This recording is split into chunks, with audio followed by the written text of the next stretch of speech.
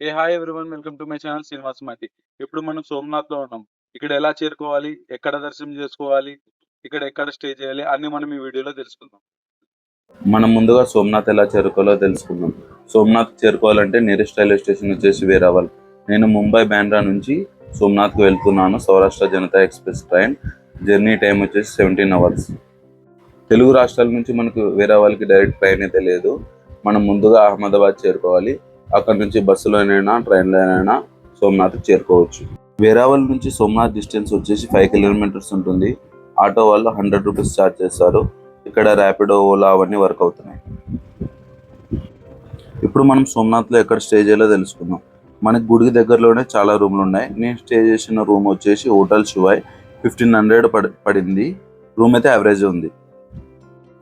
అలాగే మనకు టెంపుల్ దగ్గర దేవుడి రూమ్స్ కానీ ఉన్నాయి. లీలావతి భవన్, మహేశ్వరి భవన్ అలా. ఇవి ముందుగానే ఆన్లైన్లో బుక్ చేసుకోవాలి అడ్వాన్స్గా. రండి ఇప్పుడు మనం టెంపుల్ దగ్గర వెళ్దాం. సోమనాథ్ టెంపుల్ భారతదేశంలోనే అత్యంత పవిత్రమైన శైవ క్షేత్రాల్లో ఒకటి. ఇది 12 జ్యోతిర్లింగాల్లో మొదటి జ్యోతిర్లింగం. సోమనాథ్ అంటే చంద్రుడి దేవుడు, సోముడి యొక్క నాథుడు. పురాణాల ప్రకారం చంద్రుడు శివుని ప్రార్థించి శాప విమోచనం పొందాడు. టెంపుల్ లోపల ఫోన్ అలౌడ్ లేవు. ఇక్కడ లాకర్లో పెట్టి టెంపుల్ వెళ్ళాలి. సోమనాథ్ జ్యోతిర్లింగం దర్శనం చేసుకోండి. సోమనాథ్ టెంపుల్ దర్శనం అయిపోయాక మనం ఓల్డ్ సోమనాథ్ టెంపుల్ దర్శనం చేసుకోవాలి. దీన్ని అహిల్ భాయ్ హోల్కర్ గారు నిర్మించారు. ఇది మన మెయిన్ టెంపుల్ పక్కనే ఉంటుంది. ఇక్కడ మనకు స్పర్శ దర్శనం, అభిషేకం అవన్నీ చేసుకోవచ్చు. మెయిన్ టెంపుల్ అయితే అలవ్ లేదు. ఓల్డ్ సోమనాథ్ టెంపుల్ ఆపోజిట్ లోనే మనకు సోమనాథ్ ట్రస్ట్ వారి భోజనాలయం ఉంది. ఫ్రీ అన్నదాన సత్రము. ఇప్పుడు మనం సోమనాథ్ దగ్గర ఉన్న ముఖ్యమైన ప్రదేశాలు దర్శించుకుందాం. దీనికి ఆటో వాడు 500 తీసుకుంటాడు.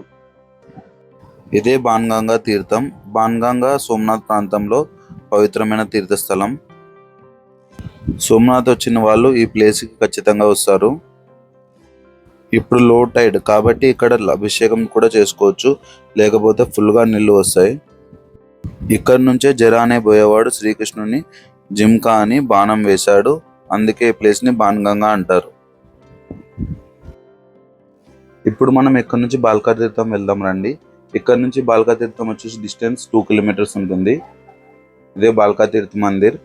ఈ ప్రదేశంలోనే శ్రీకృష్ణుడు చెట్టు మీద కూర్చొని సేద తీరుతుండగా వేటగాడు వేసిన బాణం కాలికి తగిలింది.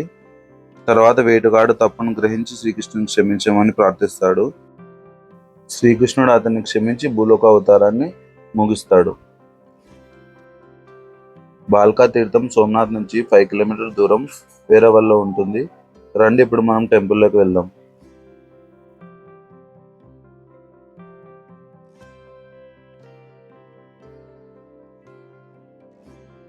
టెంపుల్లోకి వెళ్ళగానే మనకు శ్రీకృష్ణుడు, బోయేవాడు, ఆ చెట్టు మనకు కనబడిస్తాయి చూడండి.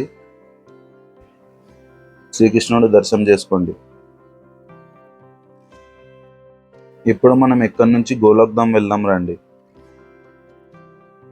గోలోక్ధామ్ ఎక్కడి నుంచి 3 కిలోమీటర్స్ ఉంటుంది. బాల్కా తీర్థం వద్ద బాణం తగిలిన తర్వాత శ్రీకృష్ణుడు అక్కడి నుంచి ఈ ప్రాంతానికి వచ్చారు. ఇక్కడి నుంచి ఆయన వైకుంఠానికి చేరాలని పురాణ విశ్వాసం. అందుకే ఈ ప్లేస్ని గోలోక్ధామ్ అంటారు. గోలోక్ అంటే వైకుంఠం. ఇక్కడ గీతా మందిర్ ఉంది చూడండి, దర్శనం చేసుకోండి. దీని పక్కనే బల్దేవ్ గుహ ఉంది. ఇక్కడ శ్రీకృష్ణుడు అన్నయ్య అయిన బలరాముడు భూమిని విడిచిన ప్రదేశంగా భావిస్తారు. బలరాముడి విగ్రహం. ద్వాపర యుగం చివరిలో శ్రీకృష్ణుడు అవతారం ముగిసిన తర్వాత బలరాముడు ఈ గుహలోకి వెళ్ళి యోగ సాధన చేసి శేషనాగు రూపంలో తనువును చాలిస్తాడని పురాణ విశ్వాసం. ఓంకారేశ్వర్ మహాదేవ్ మందిర్. ఇక్కడ చిన్న చిన్న టెంపుల్స్ చాలా ఉన్నాయి. ఓంకారేశ్వర టెంపుల్ దర్శనం చేసుకోండి. మహాప్రభుజీకి బేటక్ అంటే వల్లభాచార్యులు ఇక్కడ వచ్చినప్పుడు ఇక్కడ ధ్యానం చేశారు. ధ్యానం చేసినా లేదా ఉపదేశం ఇచ్చినా బేటక్ అంటారు. ఇదే మహాప్రభుజీకి బేటక్. ఇది గోలోక్ధామ్లోనే ఉంది. ఇప్పుడు మనం శ్రీకృష్ణుడు పాదముద్రలు ఉన్న ప్రదేశానికి వెళ్దాం రండి. ఇవే శ్రీకృష్ణుడి పాదముద్రలు. ఇవి గోలోక్ధామ్లోనే ఉన్నాయి. పక్కనే మనకు కాశీ విశ్వనాథ్ మందిర్, లక్ష్మీనారాయణ మందిర్ దర్శనం చేసుకోండి. ఇదంతా గోలోక్ ధామ్లోనే ఉన్నాయి. గోలోక్ ధామ్ అంటే వైకుంఠం. ఇక్కడి నుంచే శ్రీకృష్ణుడు వైకుంఠం వెళ్ళాడని పురాణ విశ్వాసం.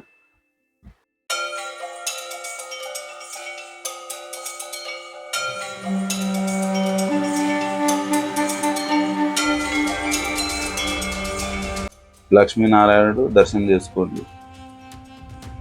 ఇప్పుడు మనం ఇక్కడ నుంచి త్రివేణి సంగం వెళ్దాం రండి. ఇదే త్రివేణి సంగం. ఇక్కడ హిరణ్, కపిల మరియు సరస్వతి నదుల సంగమం ఇది. ఇప్పుడు మనం ఇక్కడ నుంచి సూర్య మందిర్, హింగలాజ్ మాత గుహ, పాండవ గుహకు వెళ్దాం రండి. సూర్య మందిర్ వెళ్ళడానికి దారి.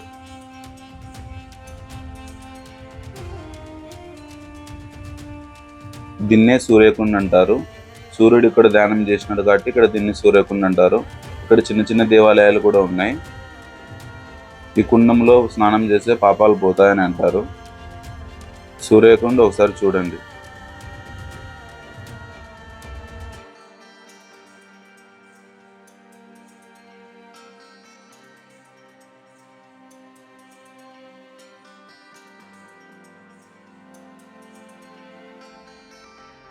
ఇదే సూర్య మందిర్, దర్శనం చేసుకోండి. సూర్యుని యొక్క దేవాలయం. ఇప్పుడు మనం హింగలాజ్ మాత గుహ, పాండవ గుహకు వెళ్దాం రండి. ఇక్కడ లెఫ్ట్ నుంచే ఈ రెండు ప్రదేశాలకు వెళ్ళొచ్చు. ఈ గుహ చాలా చిన్నది. శ్వాస తీసుకోవడానికి ఇబ్బంది ఉంటే వెళ్ళకపోవడమే మంచిది.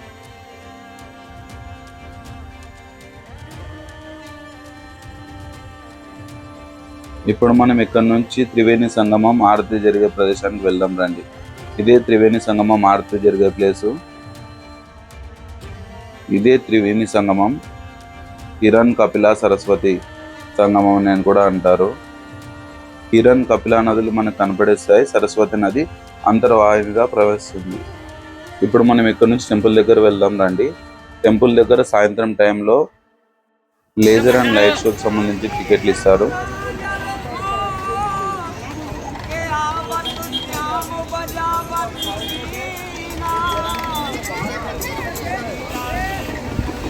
లేజర్ అండ్ లైట్ షో 2 షోలు ఉంటాయి. 10:45 ఒకటి స్టార్ట్ అవుతుంది, 8:45 ఒకటి స్టార్ట్ అవుతుంది. రండి ఇప్పుడు మనం టికెట్ తీసుకుని వెళ్దాం. ఇక్కడే మనకు లేజర్ అండ్ లైట్ షోకి సంబంధించిన టికెట్లు ఇస్తారు. టికెట్లు 6 నుంచి ఇస్తారు. ఇక్కడ only online payments. Offline ticket కావాలనుకుంటే మనకు లోపల ఇస్తారు. టికెట్ కాస్ట్ ఒకరికి 50 రూపీస్. ఇప్పుడు మనం సోమనాథ్ బీచ్కి వెళ్దాం రండి. సోమనాథ్ బీచ్కి వెళ్ళాలంటే టికెట్ ఒకరికి 5 రూపీస్. ఇక్కడ సన్సెట్ చూడడానికి చాలా బాగుంటుంది. ఇక్కడ మనకు కేమెల్ రైడ్ మరియు హార్స్ రైడ్ ఉంటుంది. సోమనాథ్ బీచ్ మనకు 7కి బంద్ చేస్తారు.